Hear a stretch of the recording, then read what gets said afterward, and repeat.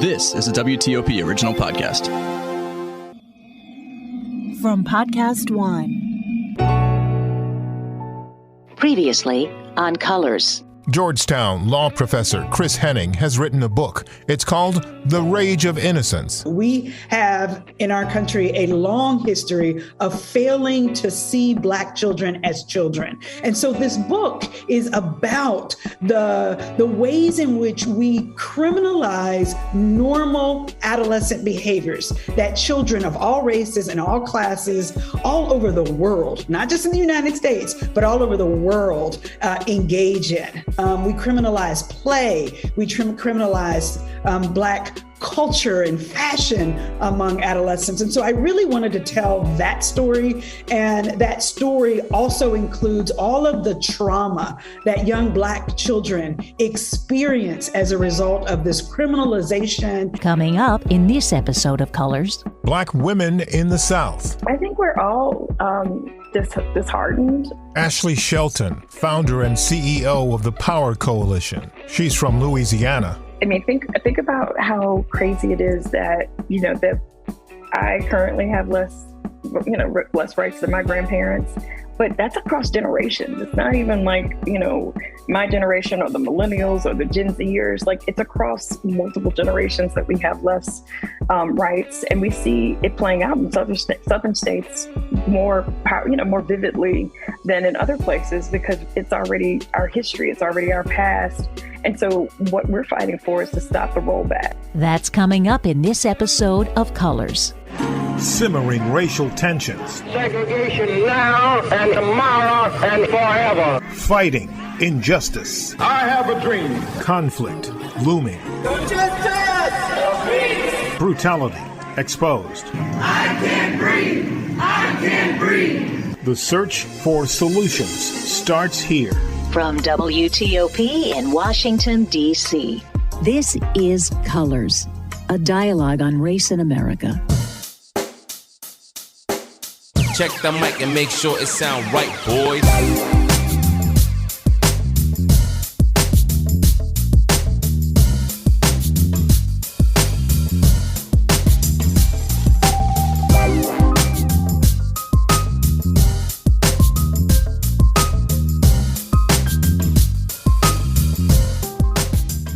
My name is Charlie Locke. I'm white, and I'm from Oakland, California. My name is Rajesh.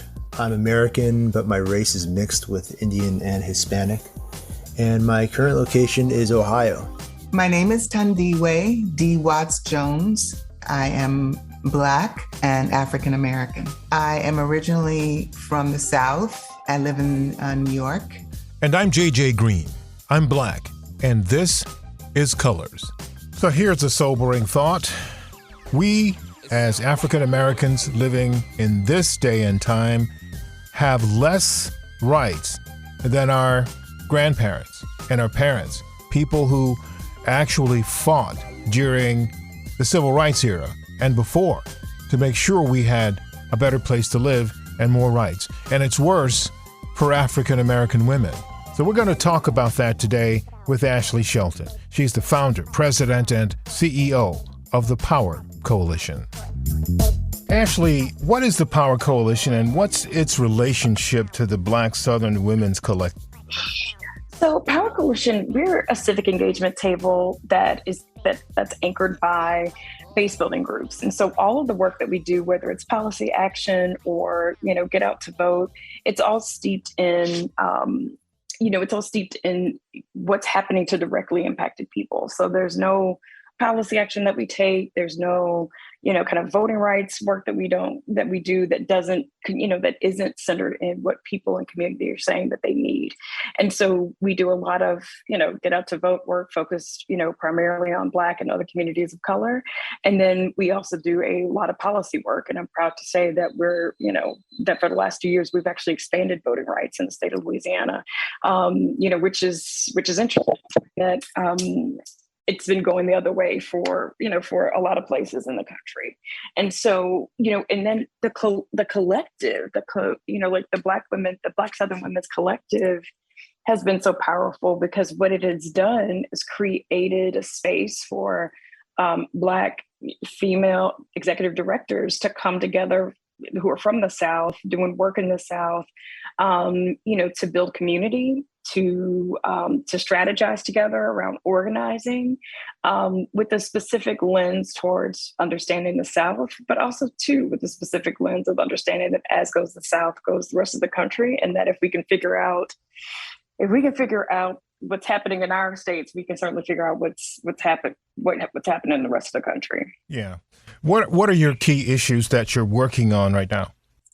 So right now we are in the midst of a Supreme Court battle, along with Alabama, around redistricting. And so we were hours before a federal judge was going to issue a map with 2 majority-minority districts for Louisiana, because indeed that's fair and equitable, given that we have the second largest Black population in the country.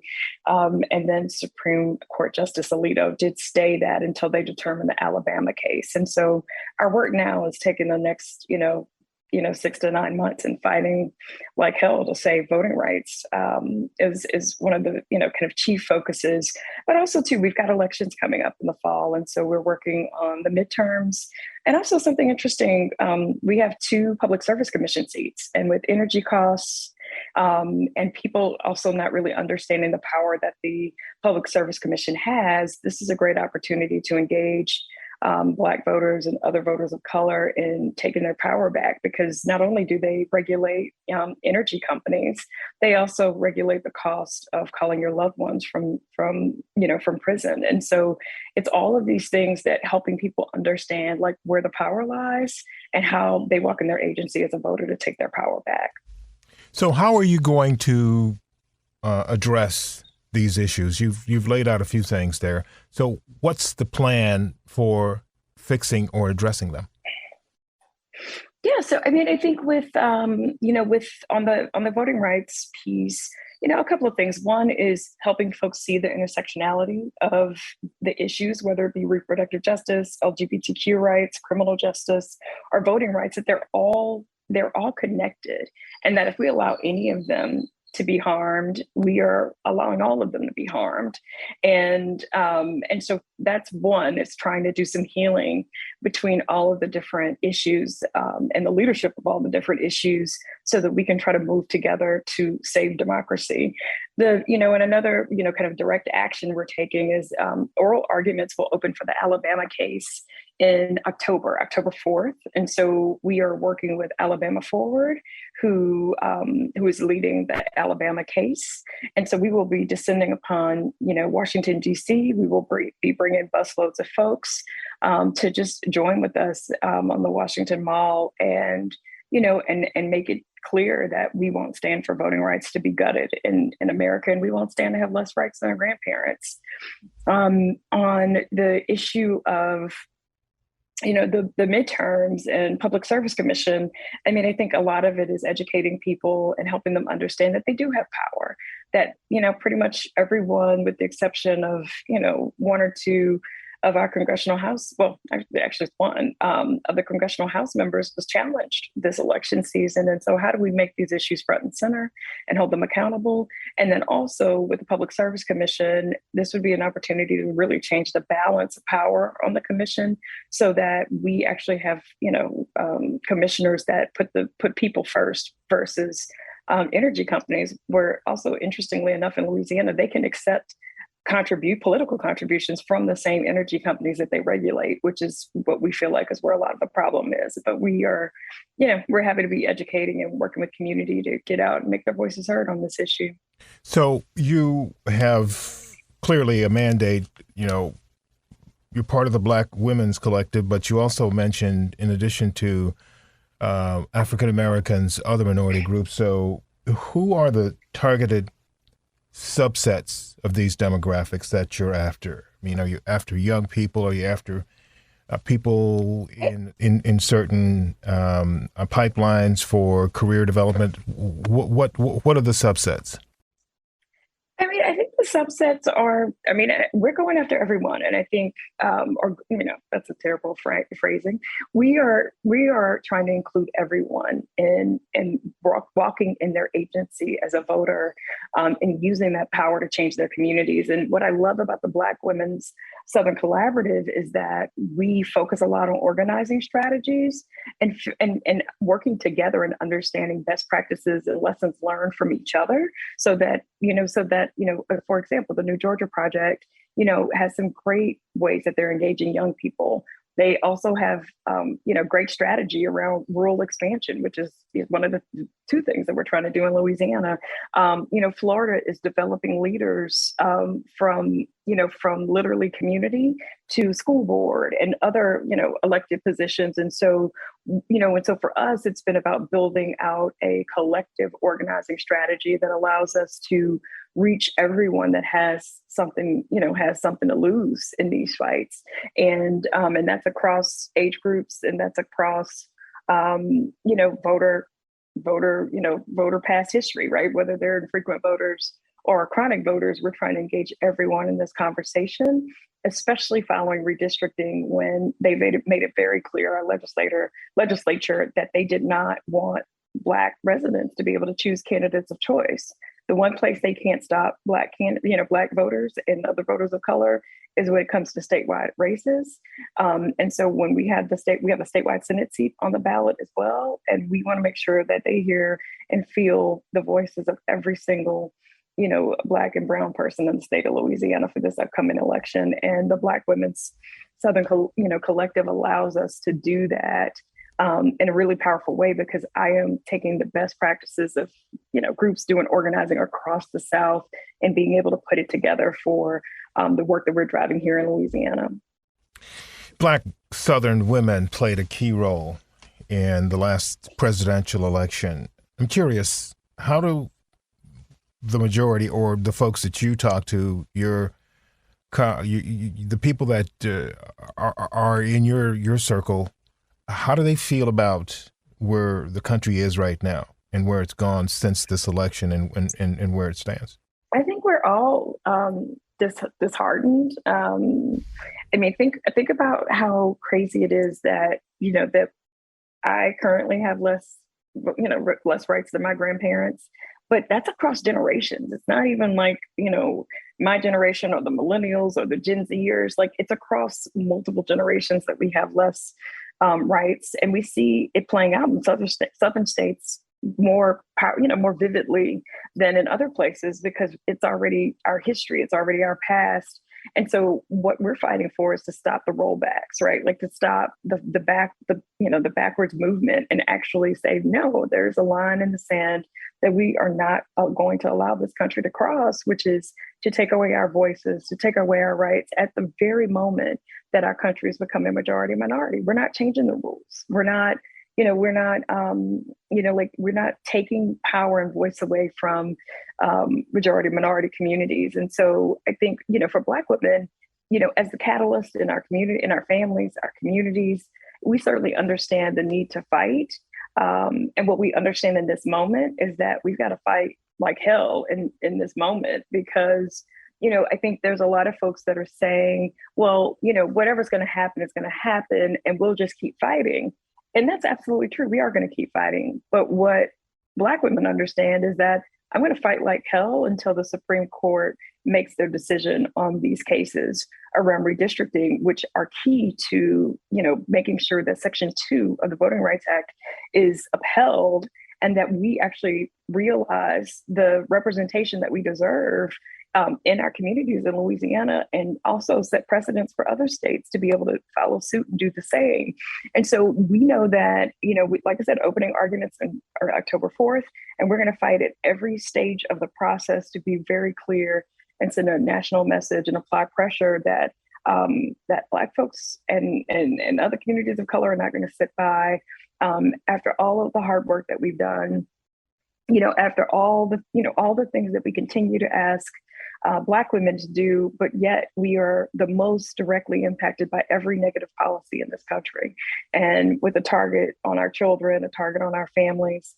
And then for those of us that are doing this work, which is all Black women, that if we lose this fight, and, we're supposed to get a ruling back from the Supreme Court in the spring of 2023 or late spring. And, if we lose this fight in this moment, the next 10 years, the work, almost triples in terms of its complexity and our power and our ability to fight. And so we're going to fight in this moment as hard as possible, because then it makes the next 5 years, the next 10 years, a place where we focus on the future and not a place where we're just trying to get back what we had in the past. And so, and so that's our strategy.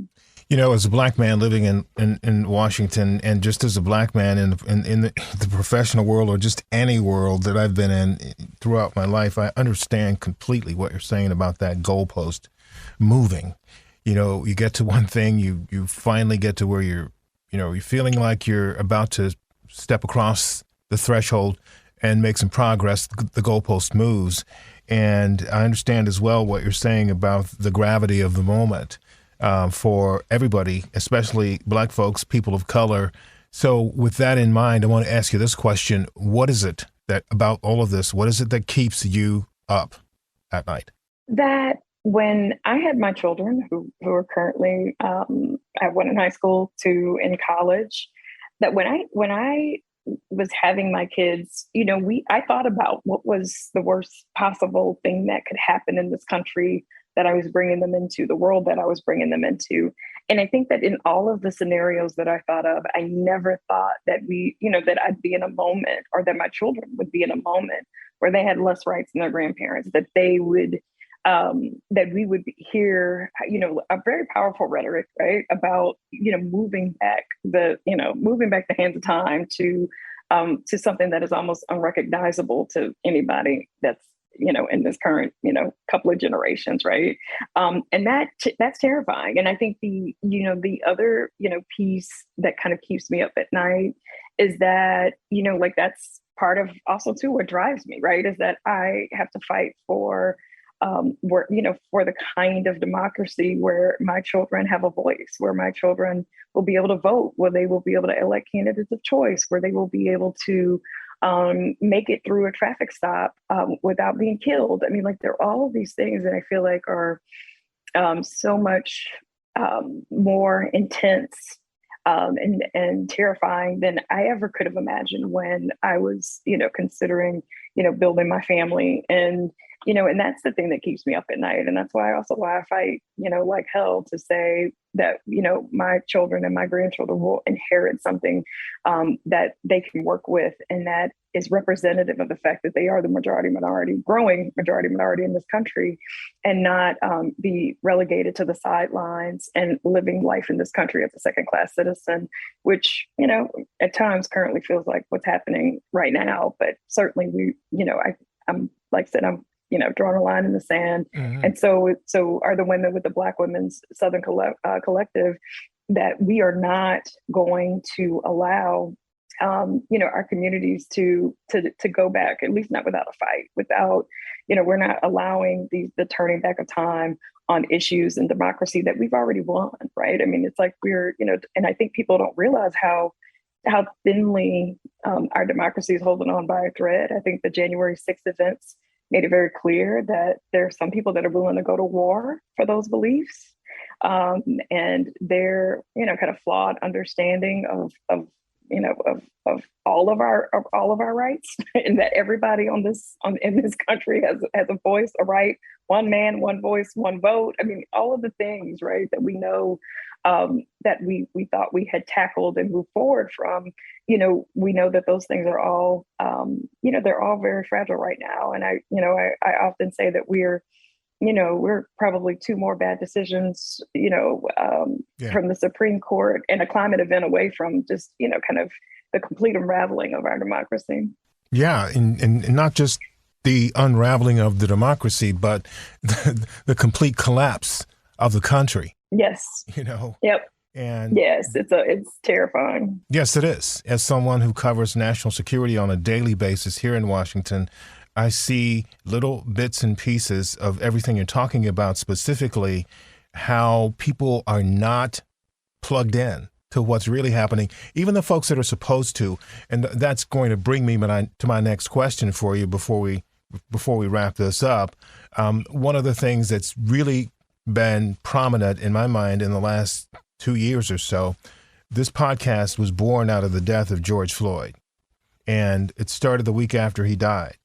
After that, there was an explosion of support from people of all races. And I'm talking about people who are not African American, people of all different races who expressed solidarity, expressed support, expressed concern, worry, guilt, a lot of things, right? Since then, what I've noticed is a degree by degree, a gradual dropping off, a gradual reduction in the kind of support that was there then. And my question has been often, why is that happening? I have my own answer for that, but I've heard from so many other people who have their own thoughts, and I want to ask you too. Why is this ally fatigue happening?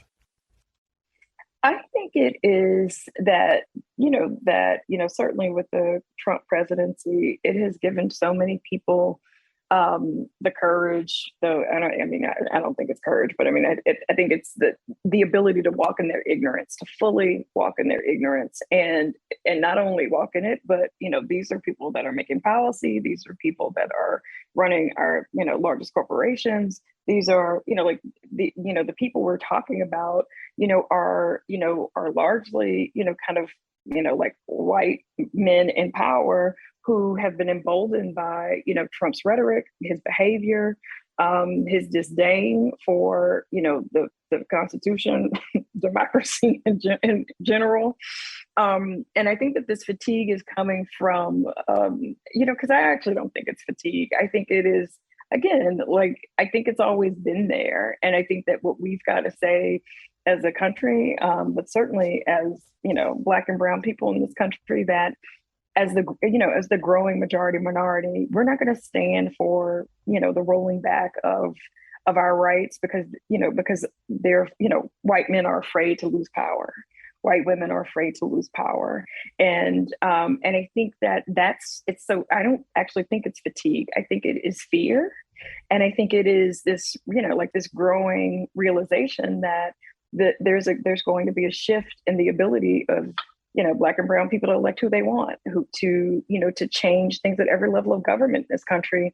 And I think they're terrified of it. And I think that that's what's growing this dissonance, right, between people that wanted to do the right thing and people that are now willing to be silent as they watch the democracy unravel. Well, this is curious that you say that because this is not a political podcast. We don't get into politics, but when they come up, we deal with it.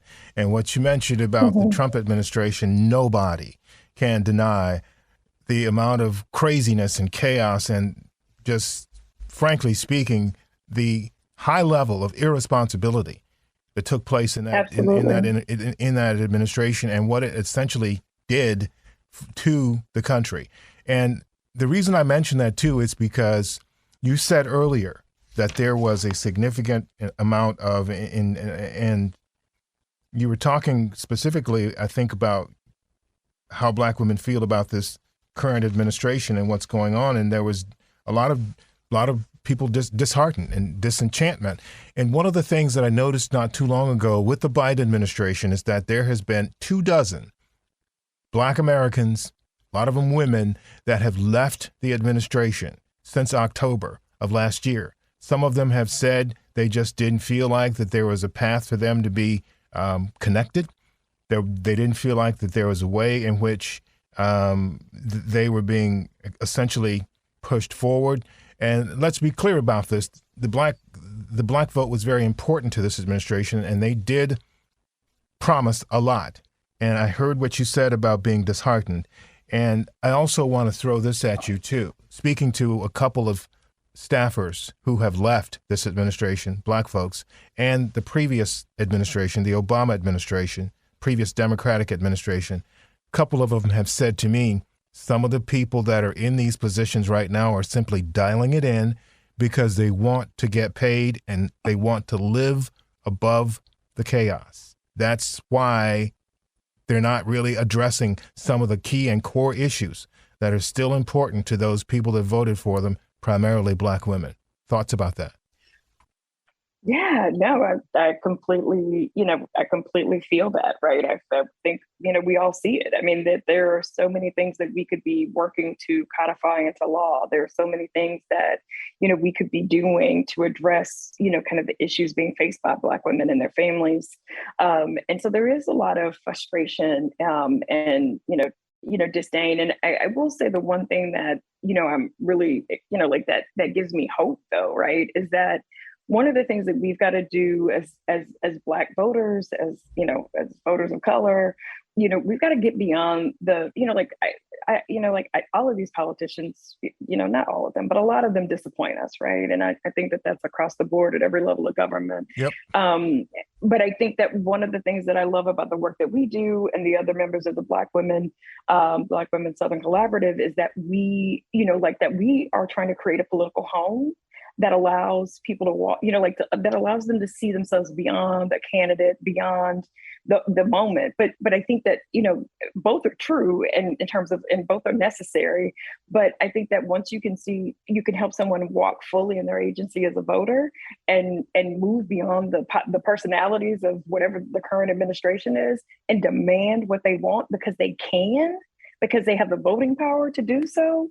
I think that that's, that's the silver lining in some of this is that, trying to get people beyond, the disappointment of, of any of these folks. And, and I think, what Black women know and continue to know is that, we weren't ever waiting on, any white man to save us, right? Like we know that it's hard work, it's going to be a fight. And I think that it is disappointing that it is, that we're where we're at in this moment with this current administration. But I do think that, Black voters are resolved to get what they want, right? They are resolved to turn this around. They were resolved to hold the line. And so there's a lot of power on the line in the next, couple of years. And we've got to hold the power that we have and actually walk in the power that we truly have, regardless of the leadership that's in this moment.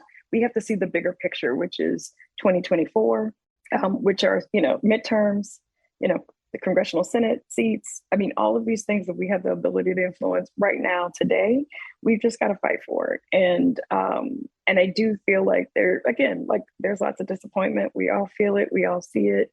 But I do also, but I also have hope and, maybe a little rage fueled by hope. But I do have hope that, that we're going to fight. We're going to make it clear that, I'm not going backwards peacefully, and I'm certainly not going backwards because, again, as I said earlier, I'm not just fighting for me. I'm fighting for my children. I'm fighting for my grandchildren who aren't even here yet. I'm fighting for everyone's children and their grandchildren. And so, I'm resolved. And I think, the more Black voters see themselves as a part of a political home and not a political party, that, that we actually can move beyond, the inadequacies of the parties to actually just say, I don't care what party you're in. I need you to do the work of the people. And here's the work of the people, right. And create more accountability and create the kind of, the kind of life that we want to live and the kind of equity that's going to be, necessary to bring our country back to a place where, less than 3% of the population holds the majority of the wealth, and that we address the fact that if you're making $7.25, which is the minimum wage in Louisiana, we don't even have a minimum wage, so we depend on the federal minimum wage. But think about it: who falls through the cracks when there's no minimum wage? Women that work in childcare, and also women that work in care of others, and those two, and so the people that work the hardest, who are predominantly Black women and Hispanic, Latino women, are put in a position to be taken advantage of the most. And also, if you're making $7.25, how are you paying $4.50 a gallon for gas? Yep. And then actually making it make sense for you to get to work. And then in the midst of all these other more larger arguments around reproductive justice, or the lack thereof, how are you mandating all of these things and you've not done paid sick leave? You've not, we've got the pandemic that's still going on. We've got, another, we've got monkeypox, all these other things that are happening. So how are you going to stop something from spreading when most workers in this country don't even have paid sick leave and can't afford to sit at home because the rent is still due, the kids still have to eat. And so, the lack of connection between, their decision making and the realities of, what's going on in this country. I mean, they blow my mind. And it also reminds me too that, the people that are in, Congress, there are some that certainly understand the plight of both, from a race and a class perspective of many Black and brown folks in this country. But unfortunately, they're the minority. And, and that there's also such this disconnect, right? Like that there's no connection to the realities of living a life that is minimum wage, working class, even middle class. I don't even think they have a good grasp of the struggles of the middle class family. And so we see policy that doesn't support any of those things, right? And so I think that's, the challenge that we have ahead of us is that we've got to start electing people that understand the fragility of all of our lives. That, at the end of the day, we're, the way the economy has gone is that it has put a lot of people in a position to be one to two paychecks away from, kind of a complete, disassembling of their lives. And that's not okay. In one of the richest nations in the world, right? Like that, there's all these, all the money, all the, natural, we live in Louisiana, so there's oil and gas, natural gas, and other amenities that are being taken from the earth every single day. And, but we're also the second poorest state in the country. And that's ridiculous. That is ridiculous. And so we've got to do the work to balance things out. We can do better. We can do much better. Yeah. We have to do better. Yep. Ashley K. Shelton, founder, president, and CEO of the Power Coalition. There's no need to try to put a bow on this. There's no need to try to sum it up because you've said it all and you've said it clearly and people have heard it on Colors. And we thank you very much for taking time to talk to us today. No, thank you for having me, and appreciate the opportunity to kind of share that there are those of us that are continuing to fight, and we are making it. We are not discouraged. We will fight, and continue to do the work. So thank you for having me. Stay tuned for some thoughts about race in America and details about our next guest. You're listening to Colors. I'm Mitchell Miller, and I'm white. I grew up in a white suburb of Michigan that I've half-jokingly called Wonder Bread Land. I've now lived a long time in D.C., where I'm happy to say our daughter has grown up in a much more diverse environment. I have no regrets about where I lived as a kid, but my life is richer for having lived in the district. And yes, I still remember the magic of going to my job downtown and hearing the alluring sound of D.C.'s own go-go music for the first time.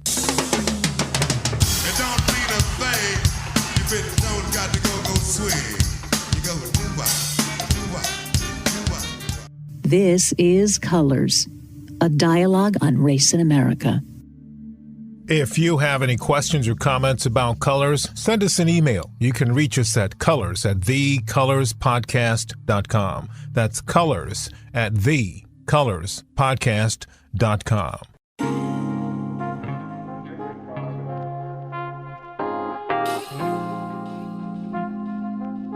My name is Charlie Locke. I'm white, and I'm from Oakland, California. My name is Rajesh. I'm American, but my race is mixed with Indian and Hispanic. And my current location is Ohio. My name is Tandiwe D. Watts Jones. I am Black and African American. I am originally from the South. I live in New York. And I'm JJ Green. I'm Black, and this is Colors. Coming up in our next episode of Colors. Jennifer Farmer is a strategic communications professional. She's a lecturer and also author of the award-winning book, First and Only, I wrote the book because as a Black woman who was in a leadership position, I consumed a ton of business books that were supposed to help me be better at my job. She says many of those books didn't prepare her for what she would face in the workplace. For instance, many Black women experience tone policing. We experience questions about our hair. Many of us are afraid to be labeled an angry Black woman. So how do you handle all that? And how do you prepare yourself to do what's right for you? That's coming up in our next episode of Colors. We've come to the end of another episode, and it's time to say thanks to some people for their help. Thanks to Hillary Howard, Mike Jakaitis, Nanda Dessou, Lieutenant Kevin Parker, Hillendale United, Rose and Kirk Gaskins, Bedford Collins, Cortland Cox. Thanks to Roz Whitaker Heck. Thanks to Ernie Green. Thanks, Mom. Thanks, Gina Bazemore, Karen Green, Jackie Lane. And for the music, thanks to Jesse Gallagher, Cosmic, and Offshane. And most of all, thank you to you. And just remember, keep talking to each other. And just as important, keep listening to each other. You can subscribe to Colors on Apple, Spotify, Podcast DC, Podcast One, or wherever you get your podcasts. This is Colors, a dialogue on race in America.